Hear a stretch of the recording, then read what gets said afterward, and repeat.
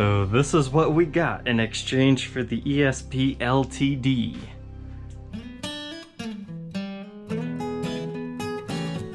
Welcome back to your daily dose of guitar information, the Trogly's Guitar Show. I'm pretty excited to open this one. It's a brand I don't think I've actually ever owned. I've talked about them a little bit. I know some famous players that use them. But hey, here's a fun little fact. This is actually a guy who's already dealt with me before, and this is my old box. Look, it's my signature packing style. eBay tape with the Fragile tape. So this thing will have gone from me to him, and then it's going to be used to pack up the ESP and back to him again. This is a traveling box. What is this stuff, electrical tape? The guitar he purchased from me was the Les Paul Goddess. Fun fact with that one, I wouldn't say it got damaged in shipping, but the toggle switch kind of got bashed up, so it needed replaced. I tried to help take care of him. I said, go take it to a guitar store, I'll fix it for you, no problem. Because believe it or not, that does happen. With just a good, jolt in the box, you can break the toggle switch. That's why I take the tips off.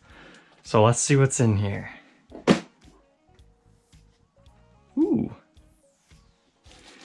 So, as far as, the shreddery type guitars go, I had a Glary that looks similar to this, but it had the middle pickup. That guitar, it's okay for the money. That one wasn't my particular favorite of Glary's. But look at this. So, I think, is this a Buckeye Burl top? Is that what that is? I'm not a fan of those. I think they look kind of ugly, but I see them on these, shredder metal guy guitars all the time. But it's got a nice blue burst to it, and what I thought was the most fascinating thing about this Ibanez RG series guitar is the neck. It's neck through in construction. Now, I'll be honest, I was expecting a full gloss finish. This is actually kind of a satin, very thin finish. You can still feel the wood grain and everything. But yet the neck has the more smooth satin, it's not complete glossed over either. So besides the neck through thing, which I think is fascinating, my other favorite thing about this that I didn't realize until I was talking to somebody else about this guitar is it's a non-tremolo version. Whammy bars are fun if you know what to do with them, but I sure don't at this point in time. I really like this guitar. It looks great. It needs a little bit of setup work, but I think my favorite thing about this whole situation with this guitar was the case. I'm actually really sad to see that case go. But here we go, sending it on its way.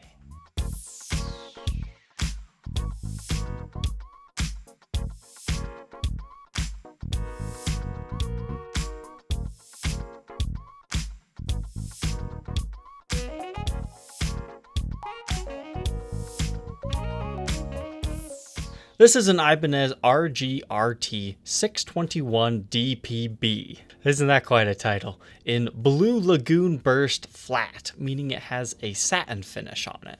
These retail at $649.99 at most instrument stores. Just as a brief overview of Ibanez as a company, it actually started all the way back in 1908. I did not know that, but it was initially called the Hoshino Gaki Company. But they really didn't get into the guitar business until 1921. That's when they started importing a brand called Salvador Ibanez guitars from Spain.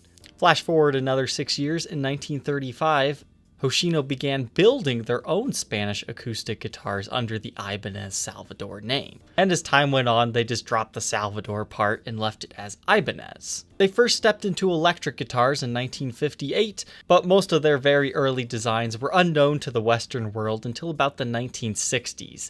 That's when they started kind of doing copycat designs based on the popular American designs. That's when you get things like the Ibanez Les Pauls, and that caused the whole lawsuit drama stuff. But by the late 80s, Ibanez stopped doing all that stuff, and they decided to focus on original designs, which has made them the successful company that they are today.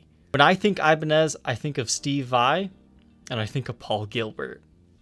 Okay, let's go ahead and dive in here. First off, no, this is not a Buckeye Burl top. That's just the only term I've ever heard with something that looks like this. This is actually called a poplar burl top. So I guess a burl top is just something I'm not familiar with.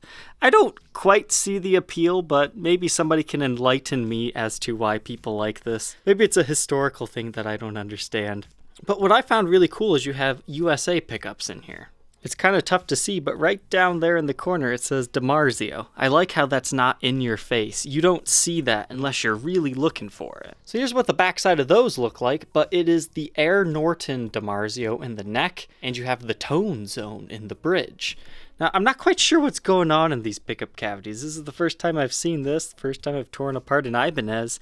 It looks like they have some sort of grounding wire down here, and it's like that in both pickup cavities, so I'm interested to see where that goes to in here. Another thing that I found interesting is this actually has a metal pickup ring to it. I know some people in the Somnium Guitars thing were questioning whether that whole metal surround of the pickup affected the tone. It seems like Somnium's response is no, it doesn't, but I'm not an expert when it comes to that stuff, but Ibanez does it too.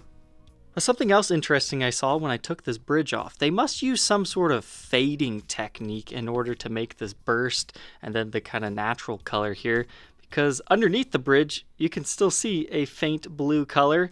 Underneath the pickup rings, you can see a faint blue color. So it's kind of like taking apart a vintage burst and seeing the cherry sunburst underneath the pick guard or something. So that was kind of cool. I'm loving the fact that this is a fixed bridge. It just reads Ibanez right there. And it is secured by 5 screws. And the strings go straight through here, and that's your grounding wire. These operate on a master volume, master tone, and it does still have a 5-way selector switch. The bridge position reads 16.86 k ohms.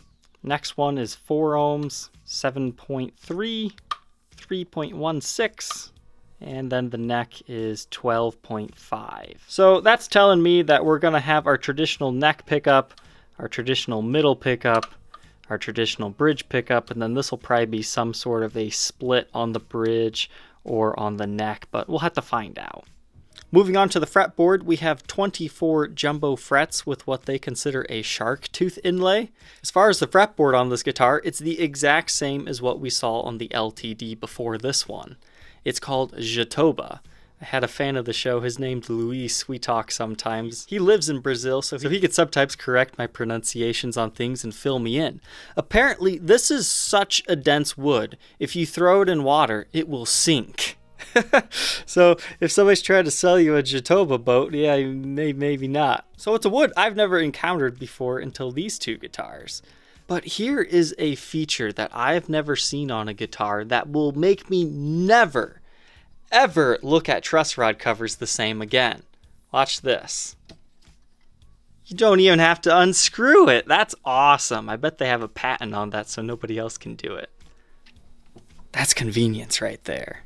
Something else that's nice here is you still have the blue Lagoon burst on the face of the headstock as well as the poplar burl veneer. Now, the only thing I don't like about this is all of the tuners are on the treble side. I prefer them when they're on the bass side, so that's just a personal preference for me. Nut width on this one is 1.67 inches, and this neck feels super wide, even though it's only 2.05 here. I guess once you get all the way up here, that's when, 2.24. Ibanez advertises this on Sweetwater's website as the Wizard 3 neck. So that starts 0.81 at the first, then just feels really thin. Oh my goodness, 0.82. Most Gibsons, like the thinnest you'll be is like 0.91. Now I understand Wizard necks. I honestly don't like it, but that's probably because I'm not a shredder guitar guy, because it feels super thin and super wide, which I'm sure is great for sweep picking up here.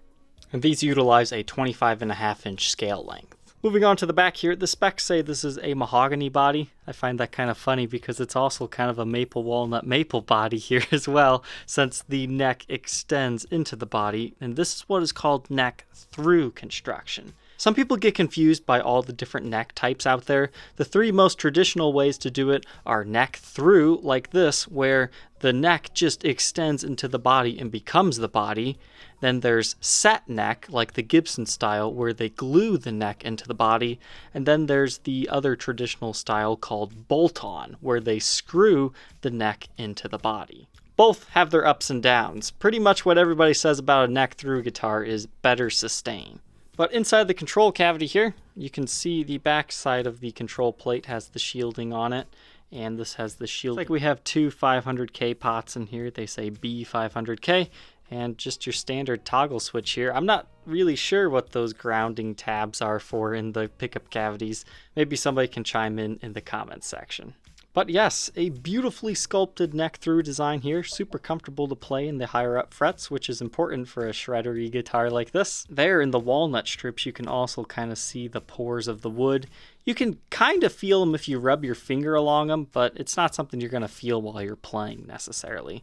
And here's another sweet feature. They have a volute. It adds strength to the back of the neck, which is supposed to help protect from headstock breaks, but honestly, sometimes they still happen anyways. This tells you your model, the RGRT621DPB. And this is your serial number. It says made in Indonesia. I would guess a 2017 model. Toba. Most of these seem to weigh about 6.5 to 7 pounds. This one is 6 pounds, 14.1 ounces. I had somebody thinking in yesterday's video that it was 6.14 pounds. No, that's 6 pounds, 14.1 ounces. Or this in kilograms.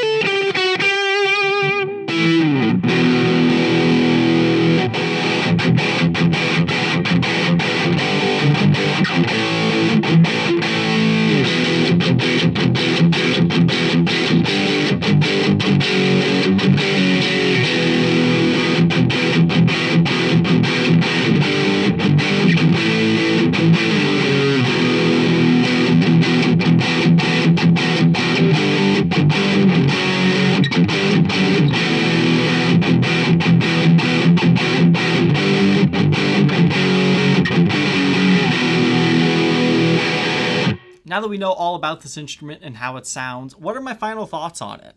I actually thoroughly enjoyed this one. I mean, the neck profile, I kind of got used to it, but it's still not necessarily my favorite for my style of playing.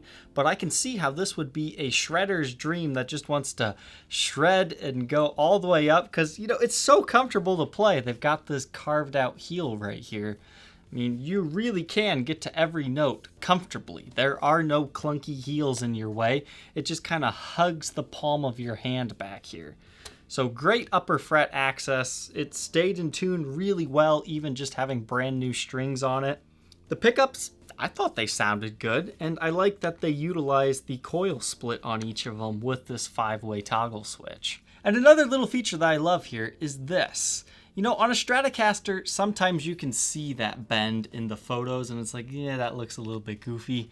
But this one, it's still there, this arm contour, but it's not overly obvious that it's there. I dig the satin finishes. I think it's a little bit weird that you can still feel the wood grain on some of the pieces and not on the others. So pretty much the only thing I can say bad about this is, you know, personal aesthetic choices.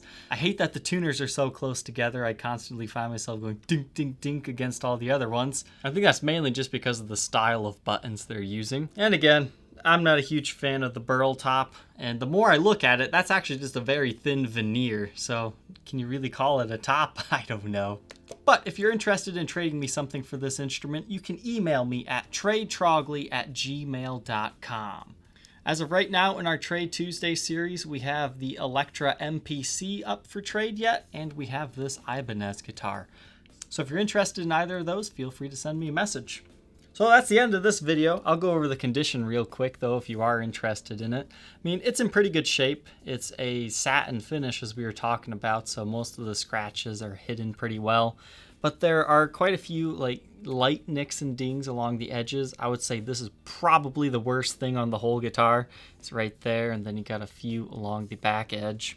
And then kind of up in this area, there's some impressions. It's kind of hard to tell if that was there from the factory or if a pick made an indentation right there, but some of it is just the finish kind of falling in there. So I mean, condition wise, it's in pretty good shape. Your frets are in great condition. I just cleaned those, oiled the fretboard. I don't see any major chips on the headstock, and the back of the neck is also in good shape. So it's mainly just those light impressions and a few light chips along the edges. Also within the Trade Tuesday series is this Roadrunner case. It came with the RG, but it's just kind of an added-on item. It's got lots of scratches. I'm going to include it with the RG, but if I end up trading this locally instead of shipping it to somebody, I'll probably separate these to see if that helps us. But the interior is just kind of this greenish gray color. Not the most attractive case in the world, but hey, it does fit the instrument. Thank you, Trogly, for tuning into this episode of the Trogly's Guitar Show. Again, if you're interested in trading me something, tradetrogly@gmail.com. Thanks for watching, and we will see you tomorrow on the next episode. Take care.